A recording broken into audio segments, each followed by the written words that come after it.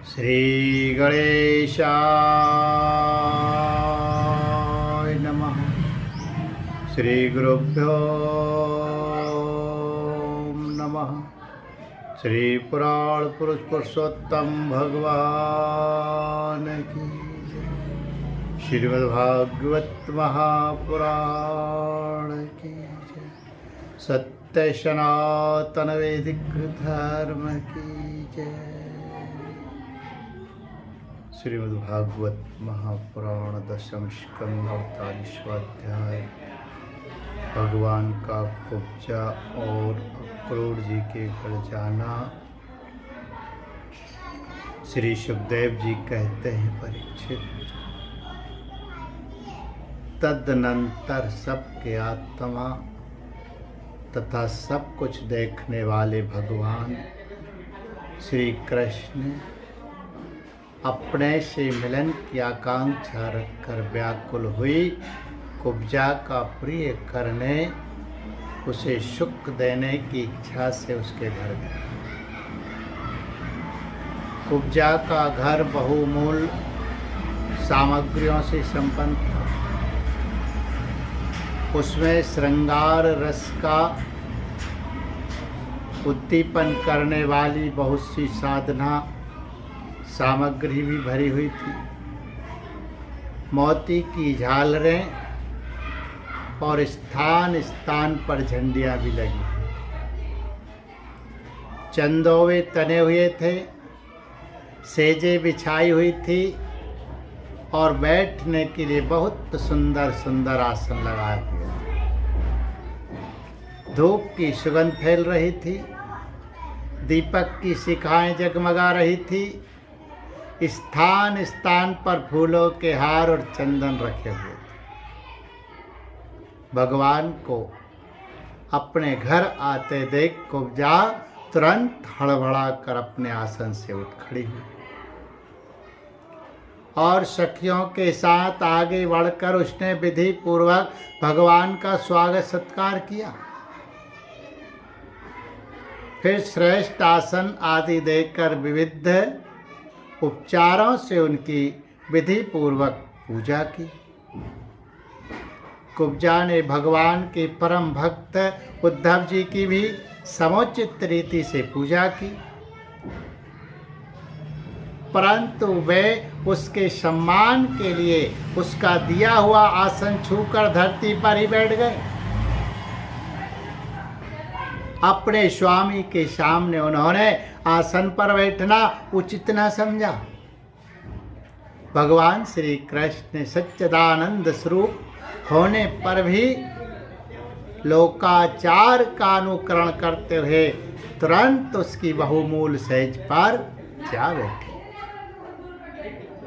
तब कुब्जा स्नान, अंगराग, वस्त्र, आभूषण, हार, गंध इत्यादि, तांबूल और सुधा सब आदि से अपने को खूब सजाकर लीलामयी लजीली मुस्कान तथा हाव भाव के साथ भगवान को ही देखती हुई उनके पास आई। कुब्जा नवीन मिलन के संकोच से कुछ झिझक रही थी। तब श्याम सुंदर श्री कृष्ण ने उसे अपने पास बुला लिया और उसकी कंकण से सुशोभित कलाई पकड़कर अपने पास बैठा लिया और उसके साथ क्रीड़ा करने लगे। परीक्षित, कुब्जा ने इस जन्म में केवल भगवान को अंगराग अर्पित किया था। उसी एक शुभ कर्म के फल स्वरूप उसे ऐसा अनुपम अवसर मिला। कुब्जा भगवान श्री कृष्ण के चरणों को अपने काम संतप्त हृदय, भक्त स्थल और नेत्रों पर रखकर उनकी दिव्य सुगंध लेने लगी और इस प्रकार उसने अपने हृदय की सारी आदि व्याधि शांत कर दी। भक्त स्थल से सटे हुए आनंद मूर्ति प्रियतम श्याम सुंदर का अपने दोनों भुजाओं से गाढ़ आलिंगन करके कुब्जा ने दीर्घ काल से बढ़े हुए विरह ताप को शांत किया। परीक्षित, कुब्जा ने केवल अंगराग समर्पित किया था, उतने सही उसे उन सर्वशक्तिमान भगवान की प्राप्ति हुई जो केवल मोक्ष के अधीश्वर है और जिनकी प्राप्ति अत्यंत कठिन है, परंतु उस दुर्भागा ने उन्हें प्राप्त करके भी ब्रज गोपियों की भांति सेवा न मांगकर यही मांगा। प्रियतम, आप कुछ दिन यहीं रहकर मेरे साथ क्रीड़ा कीजिए, क्योंकि हे कमल नयन, मुझसे आपका साथ नहीं छोड़ा जाता। परीक्षित, भगवान श्री कृष्ण सबका मान रखने वाले और सर्वेश्वर है। उन्होंने अभीष्ट वर देकर उसकी पूजा स्वीकार की और फिर अपने प्यारे भक्त उद्धव जी के साथ अपने सर्व सम्मानित घर पर लौट आए। परीक्षित, भगवान ब्रह्मा आदि समस्त ईश्वरों के ईश्वर हैं। उनको प्रसन्न कर लेना भी जीव के लिए बहुत ही कठिन है। जो कोई उन्हें प्रसन्न करके उनसे विशेष सुख मांगता है वह निश्चय ही दुर्बुद्धि है, क्योंकि वास्तव में विशेष सुख अत्यंत तुच्छ नहीं के बराबर है। तदंतर एक दिन सर्वशक्तिमान भगवान श्री कृष्ण बलराम जी और उद्धव जी के साथ अक्रूर जी की अभिलाषा पूर्ण करने और उनसे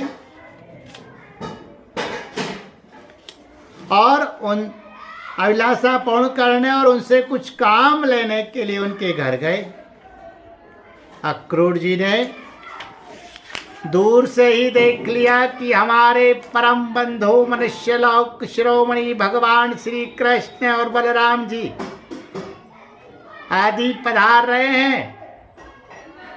तब वे तुरंत उठकर आगे गए तथा आनंद से भरकर उनका अभिनंदन और आलिंगन किया। अक्रूर जी ने भगवान श्री कृष्ण और बलराम जी को नमस्कार किया तथा उद्धव जी के साथ उन दोनों भाइयों ने भी उन्हें नमस्कार किया। जब सब लोग आराम से आसनों पर बैठ गए तब अक्रूर जी उन लोगों की विधिवत पूजा करने लगे। परीक्षित, उन्होंने पहले भगवान के चरण धोकर चरणोदक सिर पर धारण किया और फिर अनेकों प्रकार की पूजा सामग्री, दिव्य वस्त्र, गंधमाला और श्रेष्ठ आभूषणों से उनका पूजन किया। सिर झुकाकर उन्हें प्रणाम किया और उनके चरणों को अपनी गोद में लेकर दबाने लगे। उसी समय उन्होंने विनम्र होकर भगवान श्री कृष्ण और बलराम जी से कहा, भगवान, ये बड़े आनंद और सौभाग्य की बात है कि पापी कंस अपने अनुयायियों के साथ मारा गया। उसे मारकर आप दोनों ने यदुवंश को बहुत बड़े संकट से बचा लिया तथा उन्नत और समृद्ध किया है। आप दोनों जगत के कारण और जगत रूप आदि पुरुष है। आपके अतिरिक्त और कोई वस्तु नहीं है, न कारण और न तो कार्य।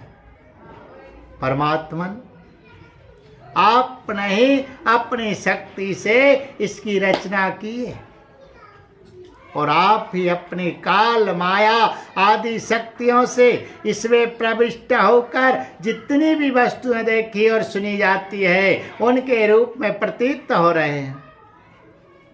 जैसे पृथ्वी आदि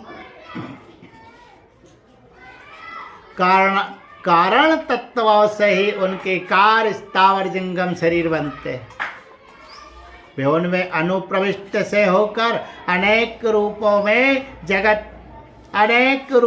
में प्रतीत होते हैं, परंतु वास्तव में वे कारण रूप ही है। इसी प्रकार है तो केवल आप ही, परंतु अपने कार्य रूप जगत में स्वेच्छा से अनेक रूपों में प्रतीत होते हैं। यह भी आपकी एक लीला ही है। प्रभु, आप रजोगुण, सत्वगुण और तमोगुण रूप अपनी शक्तियों से क्रमशः जगत की रचना, पालन और संहार करते हैं, किंतु आप उन गुणों से अथवा उनके द्वारा होने वाले कर्मों से बंधन में नहीं पड़ते, क्योंकि आप शुद्ध ज्ञान स्वरूप। ऐसी स्थिति में आपके लिए बंधन का कारण ही क्या हो सकता है? प्रभु, स्वम आत्म वस्तु में स्थूल देह, सूक्ष्म देह आदि उपाधियां न होने के कारण ना तो उसमें जन्म मृत्यु है और न किसी प्रकार का भेदभाव। यही कारण है कि न आप में बंधन है और न मोक्ष। आप में अपने अपने अभिप्राय के अनुसार बंधन या मोक्ष की जो कुछ कल्पना होती है, उसका कारण केवल हमारा अविवेक ही है। आपने जगत के कल्याण के लिए ये सनातन वेद मार्ग प्रकट किया है। जब जब इसे पाखंड पथ से चलने वाले दुष्टों के द्वारा क्षति पहुंचती है, तब तब आप शुद्ध सत्मय शरीर ग्रहण करते हैं। प्रभु, वहीं आप इस समय अपने अंश श्री बलराम जी के साथ पृथ्वी का भार दूर करने के लिए यहाँ वसुदेव जी के घर अवतीर्ण हुए हैं। आप असुरों के अंश से उत्पन्न नाम मात्र के शासकों की 100 अक्षौहिणी सेना का संहार करेंगे और यदुवंश के यश का विस्तार करेंगे। इंद्रियातीत परमात्मन, सारे देवता, पितर, भूतगण और राजा आपकी मूर्ति है। आपके चरणों की धोवन गंगा जी तीनों लोकों को पवित्र करती है। आप सारे जगत के एकमात्र पिता और शिक्षक है। वहीं आज आप हमारे घर पधारे, इसमें संदेह नहीं कि आज हमारे घर धन्य धन्य हो। उनके सौभाग्य की सीमा न रही। प्रभु, आप प्रेमी भक्तों के परम प्रियतम सत्यवक्ता, अकारण हेतु और कृतज्ञ है, जरा सी सेवा को भी मान लेते हैं। भला ऐसा कौन बुद्धिमान पुरुष है जो आपको छोड़कर किसी दूसरे की शरण में जाएगा? आप अपना भजन करने वाले प्रेमी भक्तों की समस्त अभिलाषाएं पूर्ण कर देते हैं, यहाँ तक कि जिसकी कभी क्षति और वृद्धि नहीं होती, जो एक रस है, अपने उस आत्मा का भी आप दान कर देते हैं। भक्तों के कष्ट मिटाने वाले और जन्म मृत्यु के बंधन से छुड़ाने वाले प्रभु, बड़े बड़े योगी राज और देवराज भी आपके स्वरूप को नहीं जान सकते, परंतु हमें आपका साक्षात दर्शन हो गया। ये कितने सौभाग्य की बात। प्रभु, हम स्त्री पुत्र धन स्वजन गहे और तह आदि के मोह की रस्सी से बंधे हुए हैं। अवश्य ही यह आपकी माया का खेल है। आप कृपा करके इस गाढ़े बंधन को शीघ्र काट दीजिए। श्री सुखदेव जी कहते हैं, परीक्षित, इस प्रकार भक्त अक्रूर जी ने भगवान श्री कृष्ण की पूजा और स्तुति की। इसके बाद भगवान श्री कृष्ण ने मुस्कुराकर अपने मधुर वाणी से उन्हें मानव मोहित करते हुए कहा। भगवान श्री कृष्ण ने कहा था, आप हमारे गुरु, हितोपदेशक और चाचा है। हमारे वंश में अत्यंत प्रशंसनीय तथा हमारे सदा के हितैषी है। हम तो आपके बालक हैं और सदा ही आपकी रक्षा पालन और कृपा के पात्र हैं। अपना परम कल्याण चाहने वाले मनुष्यों को आप जैसे परम पूजनीय और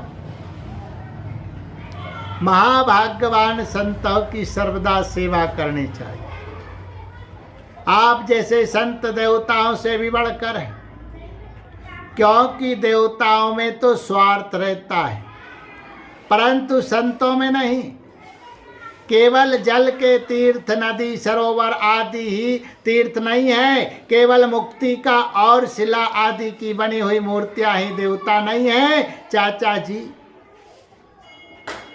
उनकी तो बहुत दिनों तक श्रद्धा से सेवा की जाए तब वे पवित्र करते हैं, परंतु संत पुरुष तो अपने दर्शन मात्र से पवित्र कर देते हैं। चाचा जी, आप हमारे हितैषी सुहृदों में सर्वश्रेष्ठ है, इसलिए आप पांडवों का हित करने के लिए तथा उनका कुशल मंगल जानने के लिए हस्तिनापुर जाइए। हमने ऐसा सुना है कि राजा पांडु के मर जाने पर अपनी माता कुंती के साथ युधिष्ठिर आदि पांडव बड़े दुख में पड़ गए थे। अब राजा धृतराष्ट्र उन्हें अपनी राजधानी हस्तिनापुर में ले आए और वे वहीं रहते हैं। आप जानते ही हैं कि राजा धृतराष्ट्र एक तो अंधे हैं और दूसरे उनमें मनोबल की भी कमी है। उनका पुत्र दुर्योधन बहुत बड़ा दुष्ट है और उसके अधीन होने के कारण तो पांडवों के साथ अपने पुत्रों जैसा पुत्र दुर्योधन बहुत दुष्ट है।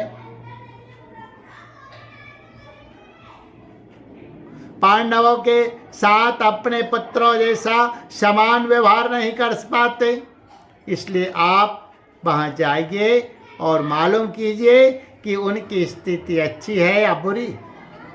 आपके द्वारा उनका समाचार जानकर मैं ऐसा उपाय करूंगा जिससे उन सुहृदय को सुख मिले। सर्वशक्तिमान भगवान श्री कृष्ण ने अक्रूर जी को इस प्रकार आदेश देकर बलराम जी और उद्धव जी के साथ वहाँ से अपने घर लौट आए हैं। बोलिए गोविंद गोपाल कृष्ण भगवान की जय।